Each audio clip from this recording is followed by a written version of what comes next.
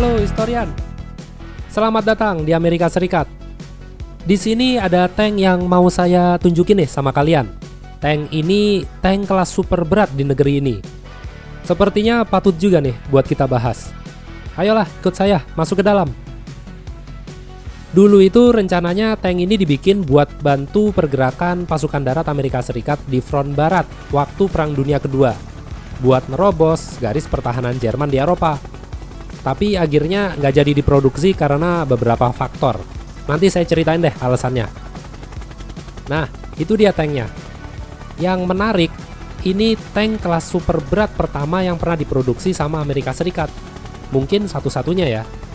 Kalau di game World of Tank atau War Thunder, tank ini dijuluki sebagai Doom Turtle atau kura-kura kiamat. Nama dari tank ini ada dua penyebutan, T-95 Gun Motor Carriage atau bekennya adalah T-28 Super Heavy Tank.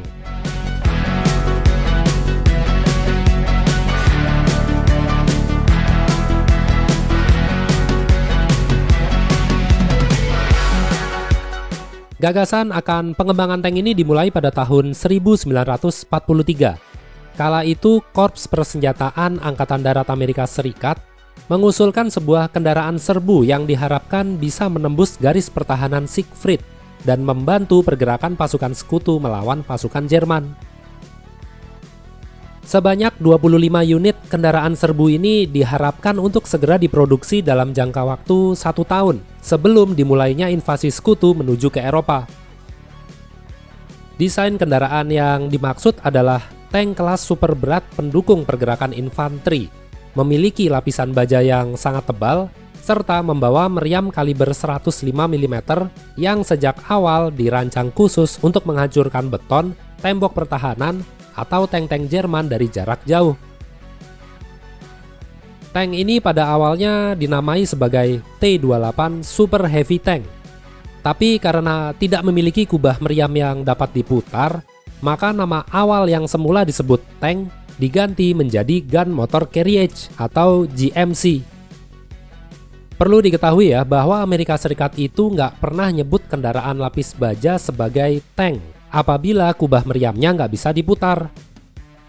Soal nama, ada yang tetap menyebutnya sebagai T-28, ada juga yang menyebutnya T-95.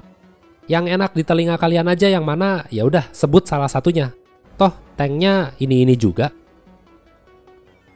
Tapi karena waktu yang tidak memungkinkan, produksi melewati batas waktu yang ditentukan, ditambah lagi pasukan sekutu sudah berhasil menguasai garis Siegfried, maka fungsi tank ini kemudian diganti untuk membantu pasukan Amerika Serikat melawan Jepang di teater Pasifik.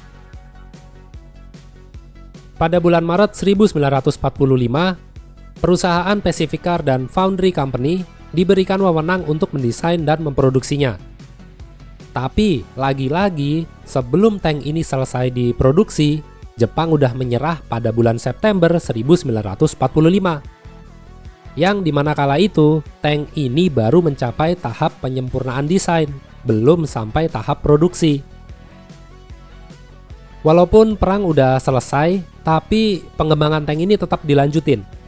Prototipe pertama T-28 selesai pada 21 September 1945. Lalu prototipe kedua selesai pada 10 Januari 1946. Keduanya melakukan uji coba, uji performa, uji daya hancur meriam, dan segala macam tes guna menyempurnakan fungsi tank ini. Siapa tahu bisa dipakai untuk pertempuran yang akan datang. Bicara soal spesifikasi, tank ini memiliki berat sekitar 95 ton. Bisa jadi angka 95 dari T-95 itu maksudnya berat dari tank ini ya. Terus panjang totalnya adalah 11,1 meter, tingginya 2,84 meter, dan lebarnya 4,39 meter. Lapisan baja depan tank ini, lambung atasnya itu 305 mm, bawahnya 133,3 mm, mantel meriamnya 292 mm. Sisanya seperti kupola, pelindung trek depan, itu punya ketebalan 76,2 mm.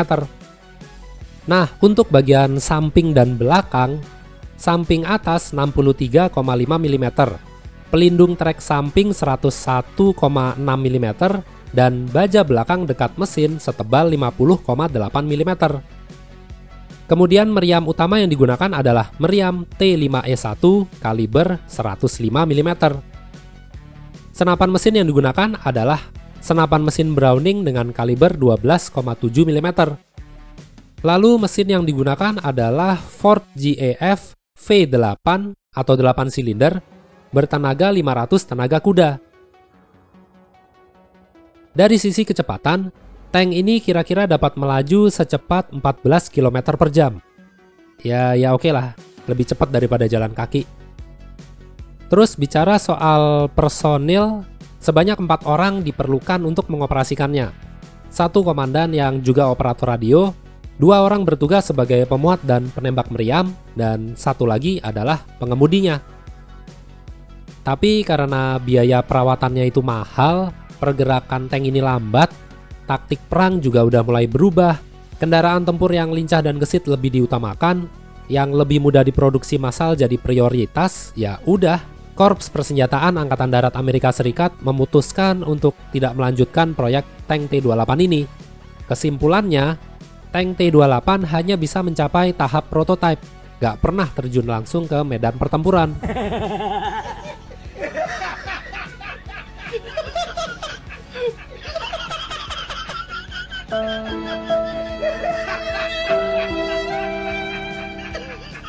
Selama ini hanya ada 2 tank yang berhasil diproduksi.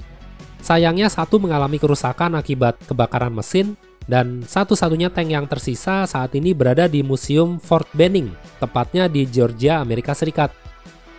Walaupun nggak guna, tapi T-28 ini adalah, kalau saya baca sih, satu-satunya tank kelas super berat yang pernah dikembangin sama Amerika Serikat. Tapi kalaupun memang berhasil diproduksi tepat waktu dan turut dalam operasi pasukan sekutu di Eropa atau Teater Pasifik, rasa-rasanya nggak banyak kebantu.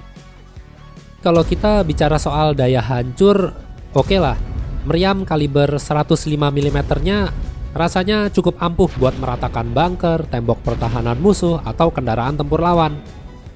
Kelebihan lain, untuk ukuran tank kelas super berat, tinggi tank ini tergolong pendek, sehingga cukup sulit untuk diketahui keberadaannya.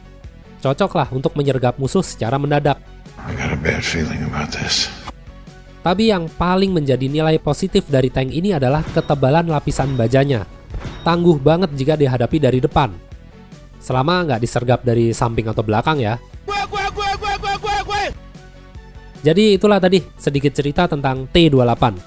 Tank kelas super beratnya milik Amerika Serikat. Ya sorry nggak bisa cerita panjang lebar karena emang sejarahnya cuma sedikit. Ya udah, mumpung kita lagi di Amerika nih, sebelum kita lanjut jalan-jalan, kita makan dulu yuk. Dengar-dengar dekat sini ada yang jualan ketoprak, katanya enak. Kita kesana yuk.